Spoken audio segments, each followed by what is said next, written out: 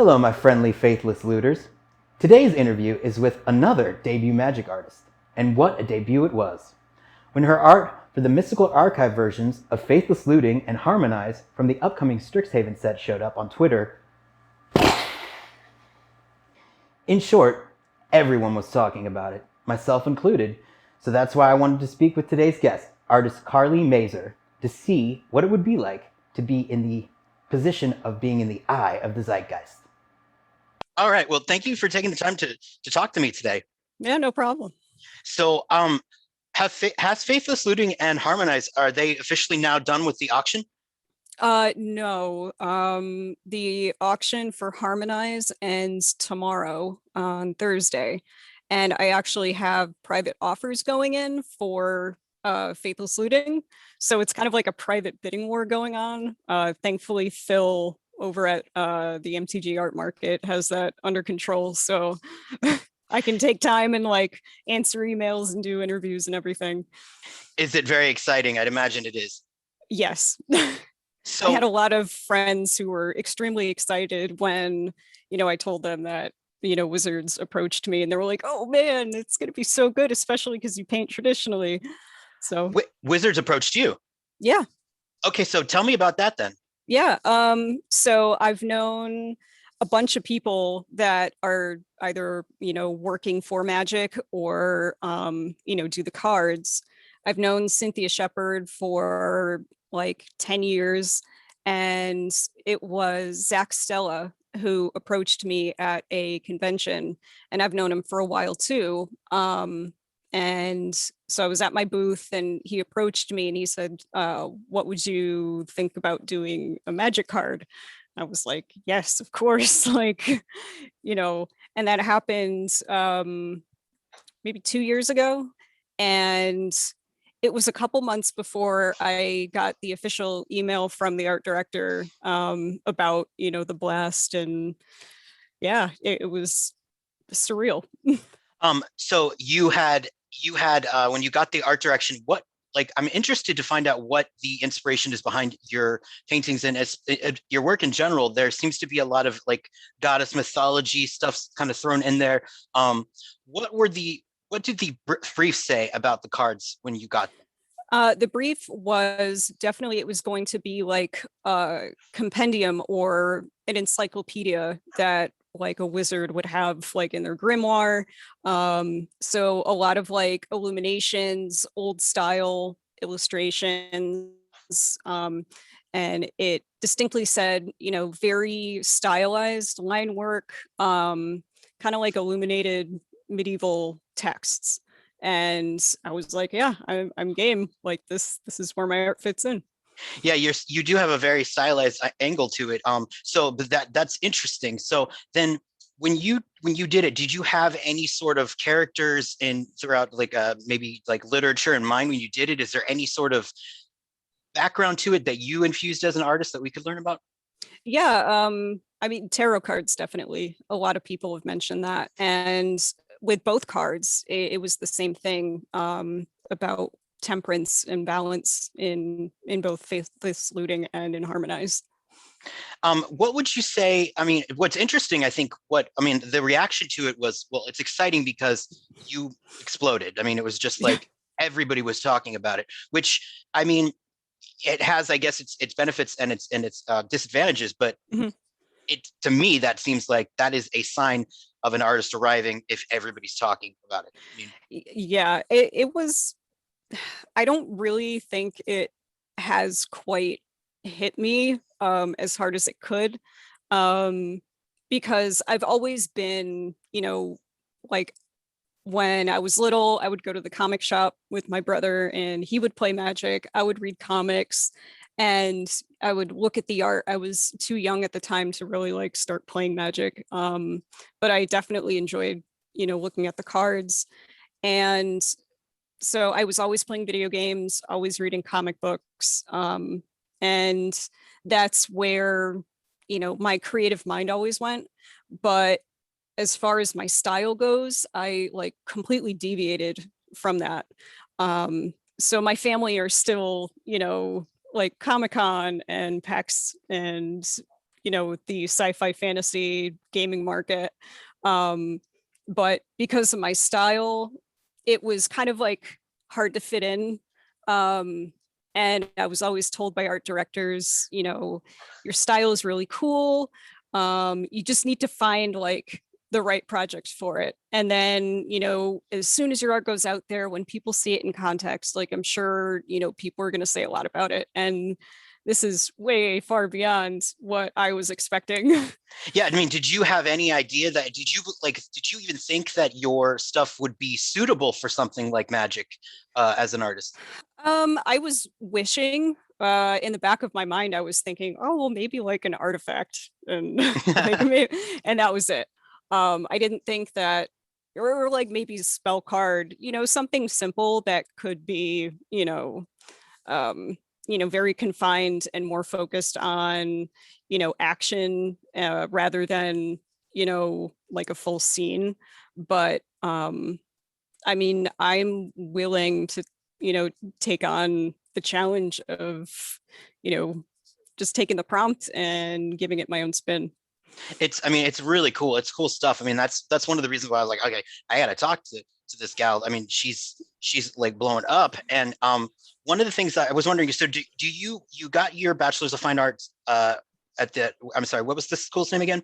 MassArt, the Massachusetts College of Art and Design. And then I don't know if you're currently teaching, but you were teaching, or I'm not sure where that stands.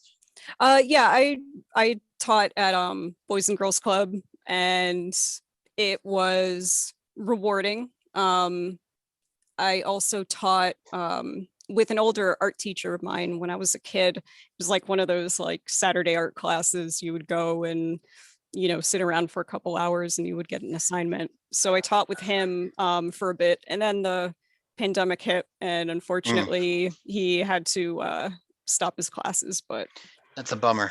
It's a big bummer. And I mean, it's a tough time. I mean, it's every time it's a tough time to be an artist, but this pandemic, it's brutal. Yeah. What would you say to somebody who has completely no context for your art? Like, how would you describe your work to them? It is like sea salt dark chocolate. It's like two flavors that, have distinct, a distinct palate to it. And some people just might like the salty stuff. Some people might have a sweet tooth. And, when you put it together, not everyone's going to like it, but it's unique. Not everyone's, going to have a taste for it, but some people just, go crazy. You do seem to, I've noticed there's a couple of themes that I noticed looking through your stuff on your site. The first one obviously is the focus on the feminine, the female models. Where do you think that inspiration comes from? It comes from a lot of myself. I remember back in college, I was talking with someone and she told me that criticism as an artist, like strictly talking about, like during a class when you hang your stuff up on the wall, anything that's said about your work is almost like a direct, attack on you. And there is a lot of myself in the art. I mean, I like to mostly paint single figures in sort of this ambiguous space because I'm always, my thoughts are always running. I'm always daydreaming. And also just with like the kind of jumbled pieces, I've always been a fan of, like patches on denim jackets and, stickers all over like bathroom walls. And I like that sort of like jumbled, homey, personal kind of like touch to things. And, when I was just developing my style, I like comics. I like, flat color. I like solid shapes. I like patterns, but I also like rendering things. Like I'm just going to mix that all together and make it work. So it is, I mean, because I the one thing I noticed when seeing a photograph of you and then looking at the women in your paintings, there's I mean, they're not you, but they do have elements that are similar to you with they're usually dark hair, fair skin, that kind of thing. I also noticed, and what I really like personally is you do seem to enjoy doing a little bit of a pastiche, or at least homage to sort of analog, like an analog and digital mixing. Whereas you put something very modern next to something very old. Mhm. And like the Mario Brothers one you did, particularly, was really cool. What was what was that the one for?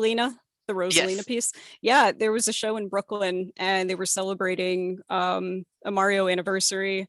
I think it was 35 years of Mario, I think 2 years ago. Yeah. And so I mean, I wanted to Rosalina was always really cool. I loved her color palette. And also I just loved, the little stars in Galaxy. So I wanted to do that because everyone else is going to do, Princess Peach, or just got to do something different. Would you ever, I mean, is there any time do you see yourself being inspired to maybe use a man as a central role in your paintings? Yeah, I have. It let's see, I did pieces for Fantasy Flight. So I've done work for Lord of the Rings and Call of Cthulhu. And so a lot of like my more commercial work is, more male based for the fantasy audience. And, some paintings that I've done, just personally have been, um, male centric. Like I did a personal Game of Thrones piece with Jon Snow and Arya, and a personal piece of for Dune of Muad'Dib. And I mean, primarily it's just easier because, if I need like reference to, paint a figure, I could just take a photograph of myself and, Yeah. call it a day. Well, I mean, I don't think now you're going to have an issue. If I think all you have to do is say, like, somebody send me a picture, and I'm pretty sure now you might get a lot of people writing up and saying, Oh yeah. I'll do it. I mean, Yeah. it's yeah, you're into. But who would you say are the biggest influences for you as far as artists go? I've always loved the old masters. I always loved the realism. Bouguereau in particular has always just blown my mind with how realistic his paintings are. And then I also spent 3 semesters taking abstract expressionism in college. So I really like Motherwell and Rothko.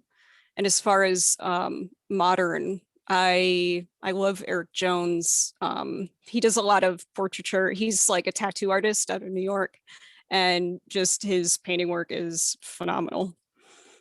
If you had to pick an artist, living or dead, to have over for dinner, which pick?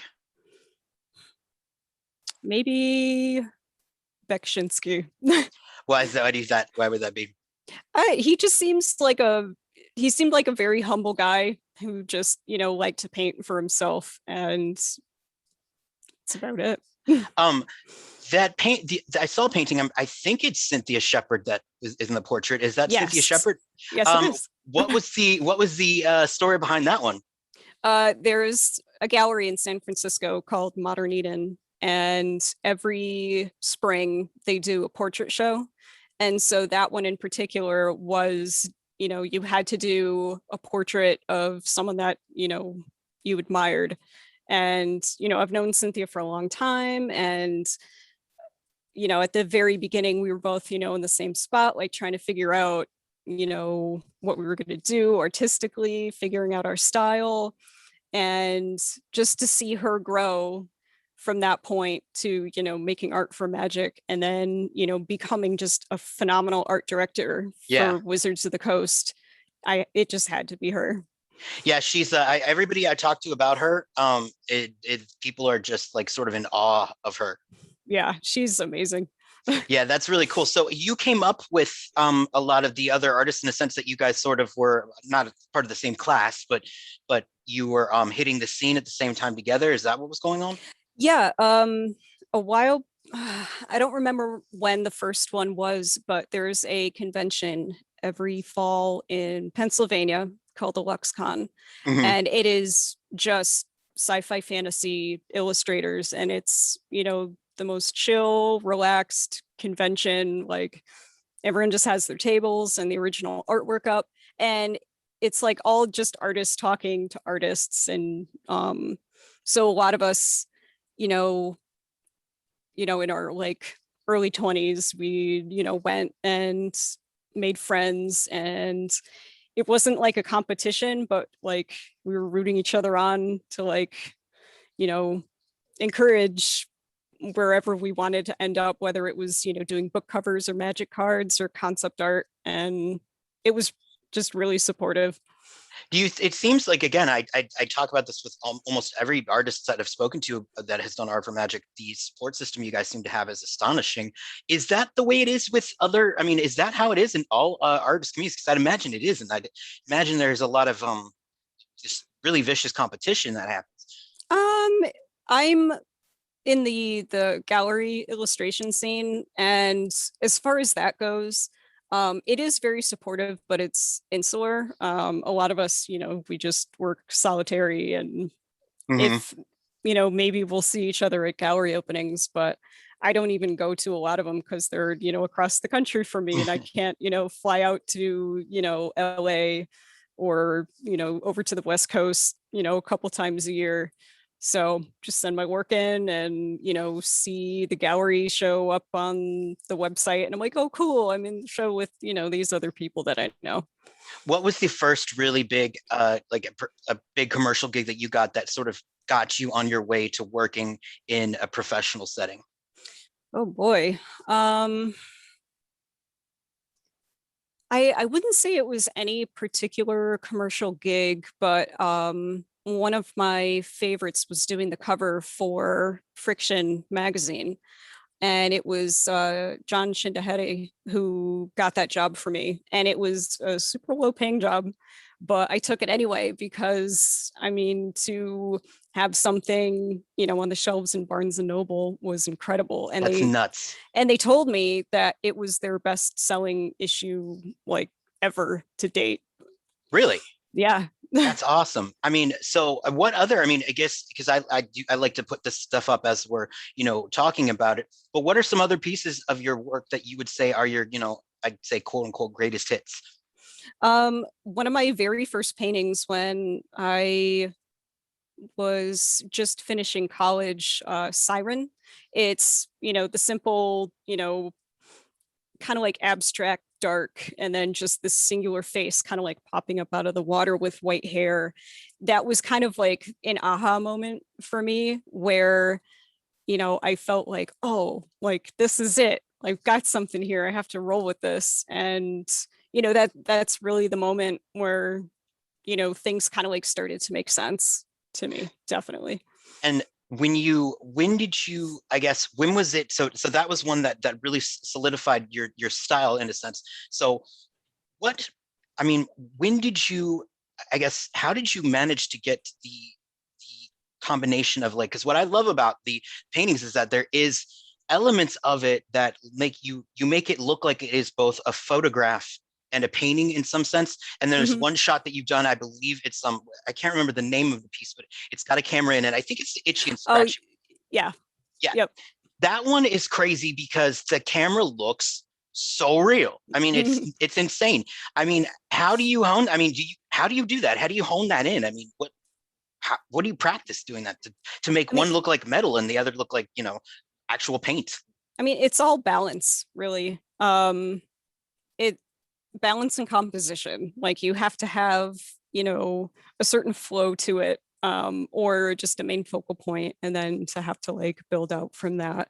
And I mean, I was told by an art director, Irene Gallo, very early on when she was still, seeing me develop my own style was, if you're going to choose such a dramatic, contrast between two different elements, your rendering is going to have to be out of the park. And I took that to heart. I, painted a lot, practiced, and I think the rest is really just intuitive. I've always been told that I have like a really good sense of composition, and I think a lot of it was actually studying like the abstract expressionists because they, had to deal a lot with, balancing, like with Mondrian, it's just a bunch of lines and color blocks, but it works. I never knew this was a thing until I was scouring your Twitter. BJDs. Yes. Can you, what are they're, okay, they're scary. Some of them are Yeah. scary. Oh, I'm actually working on one of my Warcraft rogues. I actually have the head right here. I've been Oh, working on it. yes. So yeah. Oh, I don't know why it's not working. There we go. Oh, Lord. Yeah. I should let it, I gotta let it. We But can hold it up a little bit more because I always end up talking when people hold oh yeah, shit up. yeah. I don't know if I could. There we go. That's awesome. Oh, see, it's murder because every time somebody holds up cool art, I'm like, oh, and then I cut it off, and it's just it's amazing that I can't seem to get that one down. But how did you get into that? I mean, and what there seems to be like a whole like society of people. Yeah. I got into it because I always thought that, you know, action figures were cool and just customizing those. And I saw people on YouTube like customizing Barbies and Monster High stuff, and, you know, just seeing the possibilities that you can do with that. And, you know, just moving beyond that, seeing like, oh, well, you know, BJDs are kind of like garage kits where, you know, you get the blank thing and then you can customize it if you want. And through the whole pandemic, I've been learning Blender and just, you know, modeling out my own stuff. And I got a 3D printer. And so that's a new skill that I've learned. Oh, wow. 3D printing. So you can make like those like printouts like a fake like, well, I've heard they can do guns. I'm not saying, you know, like you're printing guns, but you know what I mean? It's like, what are, so you print like pieces of the doll out? Is that what you do? Or? Yeah. I have a piece of the thigh. This is like the upper thigh. So here's the bone. And so this is just PLA and I've been painting it. Oh my goodness. It's got a George Romero feel to it right there. Oh yeah. It's got the green flesh. Yeah. Are they good? Is he going to be she's a zombie, right? A zombie. Yes. Yeah. Yeah. So they are scary on purpose. And you make the skulls. Like, do you design the full skull and print it out? I could do that. The head was actually made by a different company, Universe Doll. And so I bought that because I was like, oh, that looks exactly like my rogue from World of Warcraft. And so then after that, I just couldn't find a body suitable for it. So I'm like, all right, I'm going to learn Blender and I'm going to make the body for it. And, you know, a couple months later. I mean, that's crazy. I didn't even know Blender was the name of it. I mean, I just like that and these words thrown at me. I feel like such an ignad. But so you can, that it just blows my mind because I was looking them up and people were making like very like romantic scenes between the dolls, and I was like, oh, that's a little unsettling. Yeah. I was like, so yours are based off your World of Warcraft characters and such. Did you ever end up becoming a Magic player, or has that something that you just sort of not done? As far as Magic goes, I used to play a lot when I was a kid, and then played a lot in high school. And once I got to college, you know, there was kind of like no one else in the illustration department played except, you know, for a couple people, and, you know, no one really had their cards with them. But I remember playing a couple matches. And nowadays I don't really have like the money to, you know, sink into buying cards, but I still definitely keep up with it. And I mean, especially, you know, with the online, you know, deck building, that makes it a lot more accessible. Are you a commander player or do you like standard? Standard. Standard. So you play arena? Yeah. Yeah. See, I do too. And I know that it's not cool. People, I understand this, but I love it. I mean, like I personally, I'm like, just, you know. Legacy is fun. Legacy is fun too. Yes, it is. But I also like Commander. I'm sort of like obsessed, which is one of the reasons why I'm doing this interview in the first place. So I guess I won't keep you too much longer, but I would like to know. Well, I'd like to know if you ever would make a Faithless Looting BJD, because that'd be cool. But if you were working on anything that I know you can't give actual information, but if there's anything that's Magic related that is in the works. Yes, there is. That's cool. I knew it. And what other projects are you doing now that you would like to possibly let people know that you're doing? I mean, personal projects. since I, learned Blender, I want to make, my own little garage kits that I can sell either, pre-painted by me or, the little monies, like the little blank, little figurines that you can get at Mhm. comic shops, stuff like that. Garage, what do you call garage? What'd you say? Garage kit. Garage kit, like a garage, like a car garage? Yeah. Well, they're called garage kits. Why? That's a good question. I think probably because of model making back in the day. Oh, okay. All right. So you make them like in a model garage. cars, Oh, okay. All right. Cool. airplanes. Yeah. Yeah. I mean, I'm throwing it out there. I'd be like Harmonize and Faithless Looting HIDs. It'd be cool. Yeah, or just like busts of them. That'd be awesome. That would be very cool. I mean, because they sort of are. I was about to say busty, but that was totally wrong. No, but, I know what you're saying. Yeah. But well, that is all I have for you now. But thank you so much for taking the time to speak to me. Of course. And best of luck. Not that you need it, but best of luck for the future. Oh, thank you very much. You're welcome. Yep. Take care. Bye. Well, there you go. Whether you love it or hate it, no one can argue Carly made a debut like no other. Personally, I love her work, but that's only because I have been burdened with impeccably good taste. And look, I'm not saying you're wrong if you don't like Carly's work. I'm sorry, I thought I could say that with a straight face. Of course you're wrong, but understanding art's not for everyone. Perhaps you disagree with me. Well, please let me know in the comments, or maybe angrily subscribe and troll me until the cows come home. And if you agree, well, you should do the same thing, except you should troll the trolls. And speaking of trolls, I have to get back to Markov Manor, because those things are always out this time of night and they're just nasty. So until next time, I got a scoop.